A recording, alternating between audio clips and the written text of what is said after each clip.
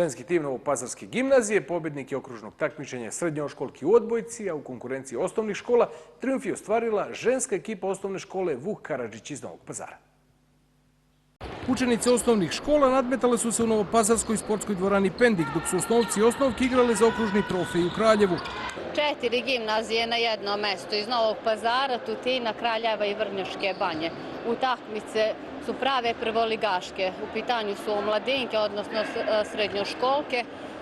Pobjednici današnjeg takmičenja već naredne nedelje će nastupati na međuokružnom takmičenju. Danas su i naši osnovci u Kraljevu.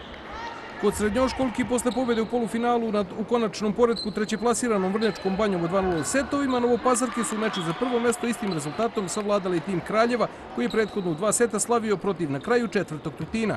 U završnici okružnog takmičenja učenika i učenice osnovnih škola u Kraljevu, ženska ekipa osnovne škole Vuk Karadžić iz Novog Pazara osvojila je prvo mesto pobedivši u polufinalu devojčice iz Tutina sa 2:0 setovima, a potom u finalu i Novo Selo rezultatom 2:1. Muški tim Novopazarske osnovne škole Bratstvo zauzeo je treće mesto izgubivši u polufinalu od predstavnika Kraljeva sa 1:2 u setovima.